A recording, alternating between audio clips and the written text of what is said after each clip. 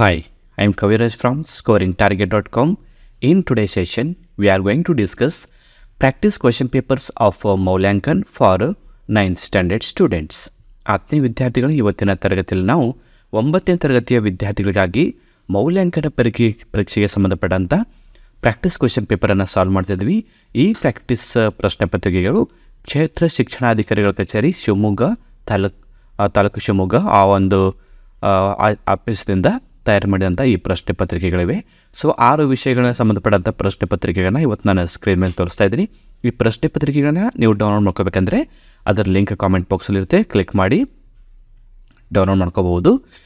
ಈಗಾಗಲೇ ನಾನು ಈ ಒಂದು 6 ವಿಷಯಗಳಿಗೆ ಸಂಬಂಧಪಟ್ಟಂತೆ ಎಲ್ಲ ವಿಷಯಗಳಿಗೆ ಸಂಬಂಧಪಟ್ಟಂತೆ ಡಿಪಾರ್ಟ್ಮೆಂಟ್ ಅವರು ಕೊಟ್ಟಂಥ ಮಾದರಿ ಪ್ರಶ್ನೆ ಪತ್ರಿಕೆಯನ್ನು ಕೂಡ ನಾವು ಸಾಲ್ವ್ ಮಾಡಿದ್ವಿ.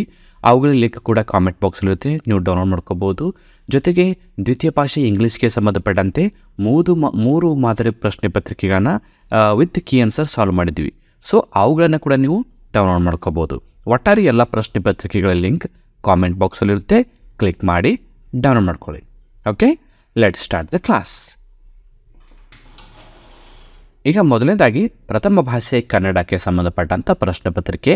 ಇಲ್ಲಿ ತರಗತಿ 9, ಅಂಕಗಳು 100, ಸಮಯ 3 ಗಂಟೆ 15 ನಿಮಿಷ. ಇಲ್ಲಿ ವಿದ್ಯಾರ್ಥಿಗಳು ತಮ್ಮ ಹೆಸರು, ತಮ್ಮ SATS ಸಂಖ್ಯೆ, ಸಿಗ್ನೇಚರನ್ನು ಮಾಡಬೇಕು.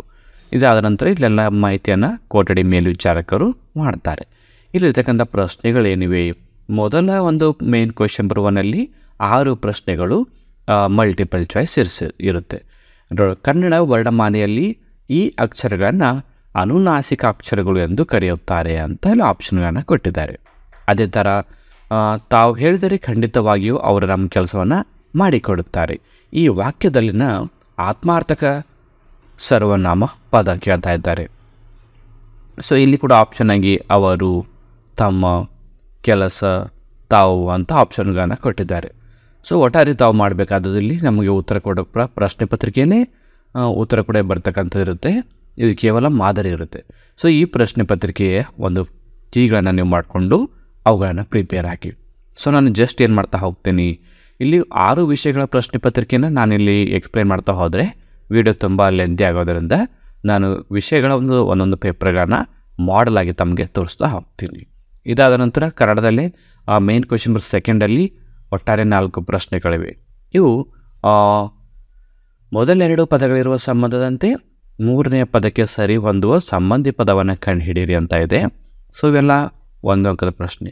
ಈಗ ಮಾಡಲಿ, ಇದು ವಿದ್ಯಾರ್ಥಕ ಕ್ರಿಯಾಪದ. ಮಾಡನು, ಇದು ಏನಾಗುತ್ತೆ ಅಂತ ಪ್ರಶ್ನೆ. ಇನ್ನು ಕಂದ ಪದ್ಯ 4 ಸಾಲು, ಷಟ್ಪದಿ ಅಂದರೆ ಇಲ್ಲಿ ಎಷ್ಟು ಸಾಲು ಇರುತ್ತೆ ಅಂತ ನೀವು ಬರೀಬೇಕು. ಅದೇ ಥರ ಇಲ್ಲಿ ನಿಮಗೆ ಪ್ಯಾಸೇಜ್ಗಳನ್ನು ಕೊಟ್ಟಿದ್ದಾರೆ. ಕೆಳಗಿನ ಪ್ರತಿಯೊಂದು ಪ್ರಶ್ನೆಗಳಿಗೆ ಒಂದೊಂದು ವಾಕ್ಯದಲ್ಲಿ ಉತ್ತರಿಸಿ ಅಂತ. ಸೊ ಒಟ್ಟಾರೆ 7 ಪ್ರಶ್ನೆಗಳಿವೆ ಈ ಒಂದು ಪ್ಯಾಸೇಜ್ ಮೇಲೆ. ತಮ್ಮನೆ ರಘು ವಂಶೋತ್ತಮನಾದ ನೀನು ವೃದ್ಧರಿಗೂ ತರುಣರಿಗೂ ಸ್ನೇಹ ಆಗಿದ್ದೀಯಾ, ಈ ಥರದ ಒಂದು ಒಂದು ಪ್ಯಾರಾಗ್ರಾಫನ್ನು ಕೊಟ್ಟು ನಿಮಗೆ ಇಲ್ಲಿ ಪ್ರಶ್ನೆಗಳನ್ನು ಕೇಳಿದ್ದಾರೆ. ಕೇವಲ ಪ್ಯಾರಾಗ್ರಾಫ್ ಅಷ್ಟೇ ಅಲ್ಲದೆ ತಮಗೆ ಏನು ಮಾಡ್ತಾರೆ ಅಂದರೆ ಒಂದೊಂದು ಚಿಕ್ಕದಾದ ಕವನಗಳನ್ನು ಅಥವಾ ಯಾವುದಾದ್ರೂ ಒಂದು ಪಾಠದ ಪದ್ಯದ ಒಂದು ಸ್ಟಾಂಜಗಳನ್ನು ಕೊಟ್ಟು ತಮಗೆ ಅಲ್ಲಿ ಕೂಡ ಪ್ರಶ್ನೆಗಳನ್ನು ಕೇಳ್ತಾರೆ. ಇಲ್ಲಿ ನೋಡಿ, ಇಲ್ಲಿ ನಿಮಗೆ ಒಂದು ಸ್ಟಾಂಜನ್ನು ಕೊಟ್ಟಿದ್ದಾರೆ. ಈ ಸ್ಟಾಂಜಾಗೆ ಸಂಬಂಧಪಟ್ಟಂತೆ ಇಲ್ಲಿ 2 ಪ್ರಶ್ನೆಗಳನ್ನು ಕೇಳಿದ್ದಾರೆ. ಅದಾದ ನಂತರ ನಾವು ಸೆಕೆಂಡ್ ಲ್ಯಾಂಗ್ವೇಜ್ ಇಂಗ್ಲೀಷ್ ನೋಡ್ತಾ ಇದ್ವಿ. ಸೆಕೆಂಡ್ ಲ್ಯಾಂಗ್ವೇಜ್ ಇಂಗ್ಲೀಷ್ನ ಪ್ರಶ್ನೆ ಪತ್ರಿಕೆ ಇದೇನಿದೆ, ಈಗಾಗಲೇ ಈ ಪ್ರಶ್ನೆ ಪತ್ರಿಕೆಯ ಕೀ ಆನ್ಸರನ್ನು ಕೂಡ ನಾನು ರೆಡಿ ಮಾಡಿದ್ದೀನಿ.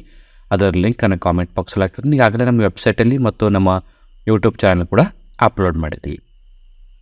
ಇಲ್ಲಿ ಮೊದಲೇ ಒಂದು ಕ್ವಶನ್ ಏನೆಂದರೆ, ನಮಗೆ ಲ್ಯಾಂಗ್ವೇಜ್ ಫಂಕ್ಷನ್ ಏನು ಅಂತ ಇಂಗ್ಲೀಷ್ನಲ್ಲಿ ಕೇಳ್ತಾ ಇದ್ದಾರೆ. ಈ ಅಂಡರ್ಲೈನ್ ಮಾಡಿದಂಥ ಸೆಂಟೆನ್ಸ್ ಇದು, would you like to join us to do this project. ಈ ಪ್ರಾಜೆಕ್ಟ್ ಮಾಡೋಣ ನಮ್ಮ ಜೊತೆ ನೀವು ಜಾಯಿನ್ ಆಗ್ತೀರಾ ಅಂತ.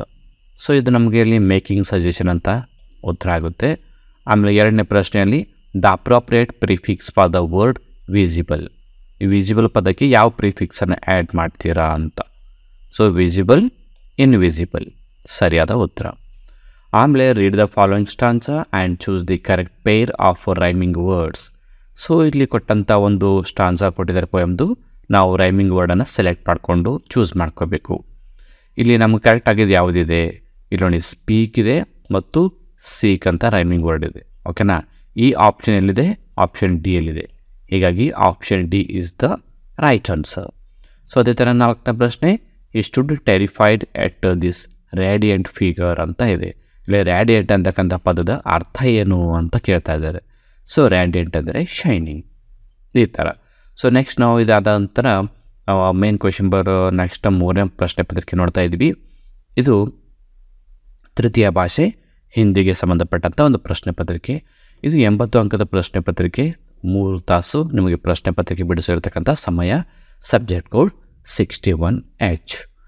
ಸೊ ಇಲ್ಲಿ ಒಟ್ಟಾರೆ ನಮಗೆ ಮೊದಲ 8 ಪ್ರಶ್ನೆಗಳೇನಿವೆ ಬಹು ಆಯ್ಕೆ ಪ್ರಶ್ನೆಗಳನ್ನು ಕೇಳಿದ್ದಾರೆ. ಇಲ್ಲಿ ಪುತ್ರ, ಪುತ್ರಿ, ಮಾಲಿ ಇಲ್ಲಿ ಏನಾಗುತ್ತೆ ಅಂತ ನಮ್ಗೆ ಕೊಟ್ಟು ಆಪ್ಷನ್ಗಳನ್ನು ಕೊಟ್ಟಿದ್ದಾರೆ. ಸೊ ನಾವು ನೋಡ್ತಾ ಹೋಗ್ಬೋದು. ಇದಾದ ನಂತರ ಮೇನ್ ಕ್ವೆಶನ್ 2 निम्नलिखित प्रश्नों में दोनों शब्दों की सूचित संबंधों को ಅನುರೂಪ ಸಂಬಂಧಪಟ್ಟಂಥ ಒಂದು ಪ್ರಶ್ನೆ ಇದೆ. ಸೊ ಮೊದಲ 2 ಪದಗಳಿರ್ತಕ್ಕಂಥ ಸಂಬಂಧ ನೋಡಿಕೊಂಡು 3ನೇ ಪದದ ಉತ್ತರವನ್ನು ಬರೀಬೇಕು. ಇದಾದ ನಂತರ ನಾವು 4ನೇ ಸಬ್ಜೆಕ್ಟ್ಗೆ ಹೋಗ್ತಾ ಇದ್ವಿ. ದ್ಯಾಟ್ ಈಸ್ ಮ್ಯಾಥಮೆಟಿಕ್ಸ್, ಗಣಿತದ ಒಂದು ಮಾದರಿ ಪ್ರಶ್ನೆ ಪತ್ರಿಕೆ. ಸೊ ಗಣಿತದ ಕೂಡ ಪ್ರಶ್ನೆ ಪತ್ರಿಕೆಯಲ್ಲಿ ಕೂಡ ನಮಗೆ ಅದೇ ಥರ ಸೇಮ್ ಆಗಿ 4 ಮಲ್ಟಿಪಲ್ ಚಾಯ್ಸ್ ಇರ್ತಕ್ಕಂಥ ಪ್ರಶ್ನೆಗಳನ್ನು ಕೇಳ್ತಾರೆ. ಫಾರ್ ಎಕ್ಸಾಂಪಲ್ ನೋಡಿ, ಮೊದಲನೇ ಪ್ರಶ್ನೆಯಲ್ಲಿ ಪೂರ್ಣ ಸಂಖ್ಯಾ ಗಣವನ್ನು ಸೂಚಿಸುವ ಸಂಕೇತ ಯಾವುದು, ಇನ್ನು ಮೂಲ ಬಿಂದುವಿನ ನಿರ್ದೇಶಾಂಕ ಬಿಂದು ಯಾವುದು, ಈ ಥರ ನಮ್ಮ ಪ್ರಶ್ನೆಗಳನ್ನು ಕೇಳ್ತಾ ಹೋಗಿದ್ದಾರೆ. ಅದೇ ಥರ ಮೇನ್ ಕ್ವೆಶನ್ 2ಗೆ ಬಂದಾಗ ಈ ಕೆಳಗಿನ ಪ್ರಶ್ನೆಗಳಿಗೆ ಉತ್ತರಿಸಿ. ಮಳೆ ಬರುವ ಸಂಭವನೀಯತೆಯು 0.75 ಆದರೆ ಮಳೆ ಬರದೇ ಇರುವ ಸಂಭವನೀಯತೆ ಎಷ್ಟು? ಸೊ ಇದಾದ ನಂತರ ಮತ್ತೆ ಮೇನ್ ಕ್ವೆಶನ್ 3 ಬರ್ತಾ ಇದ್ವಿ. ನಾವು ಮುಂದಿನ ಒಂದು ಪ್ರಶ್ನೆ ನೋಡ್ಕೋಬೇಕು. ಕೆಳಗಿನ ಪ್ರಶ್ನೆಗಳು ಉತ್ತರಿಸಿ. ಆಮೇಲೆ 18ನೇ ಪ್ರಶ್ನೆ. ಒಟ್ಟಾರೆ ನಮಗಿಲ್ಲಿ ಅಂಕಗಳ ಪ್ರಕಾರ ಅಂದರೆ ಪ್ರಾರಂಭದಲ್ಲಿ ಮಲ್ಟಿಪಲ್ ಚಾಯ್ಸ್, ಆಮೇಲೆ 1 ಅಂಕದ್ದು, 2 ಅಂಕದ್ದು, 3 ಅಂಕದ್ದು, 4 ಅಂಕದ್ದು, ಈ ಥರ ಪ್ರಶ್ನೆ ಪತ್ರಿಕೆ ಏನಾಗುತ್ತೆ ಬರ್ತಾ ಕ್ವಶನ್ಗಳು ಅಂಕಗಳ ಸಂಖ್ಯೆ ಜಾಸ್ತಿ ಆಗ್ತಾ ಹೋಗುತ್ತೆ. ಇದಾದ ನಂತರ ನಾವು 6ನೇ ಒಂದು ವಿಷಯಕ್ಕೆ ಹೋಗ್ತಾ ಇದ್ವಿ. 5ನೇ ವಿಷಯ. ಸೊ ಇದು ವಿಜ್ಞಾನದ ಒಂದು ಪ್ರಶ್ನೆ ಪತ್ರಿಕೆ. ಇದಕ್ಕೂ ಕೂಡ ತಮಗೆ 3 ಗಂಟೆ 15 ನಿಮಿಷ ಇರುತ್ತೆ, 80 ಅಂಕದಿರುತ್ತೆ. ಸೊ ಭೌತಶಾಸ್ತ್ರ, ಇಲ್ಲಿ ಕೂಡ ನಮ್ಗೆ ಏನು ಮಾಡ್ತಾರೆ ಅಂದರೆ ವಿಜ್ಞಾನ ವಿಷಯದಲ್ಲಿ ನಮಗೆ ಪ್ರಶ್ನೆ ಪತ್ರಿಕೆಯನ್ನು 3 ಭಾಗ ಮಾಡಿ ಕೊಟ್ಟಿರ್ತಾರೆ. ಮೊದಲನೇ ಭಾಗ ಎ, ಅದು ಭೌತಶಾಸ್ತ್ರ. ಸೊ ಭೌತಶಾಸ್ತ್ರಕ್ಕೆ ಸಂಬಂಧಪಟ್ಟಂಥ ಮೊದಲ 3 ಪ್ರಶ್ನೆಗಳು ಕೂಡ ಮಲ್ಟಿಪಲ್ ಚಾಯ್ಸ್ ಕ್ವೆಶನ್ಸ್ ಇರುತ್ತೆ.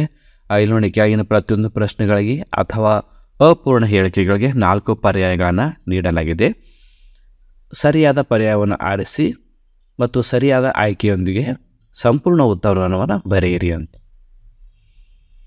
ಭೂಮಿಯ ಕೇಂದ್ರದಲ್ಲಿ ಜಿನ ಮೌಲ್ಯ ಎಷ್ಟು ಅಂತ ಇದೆ.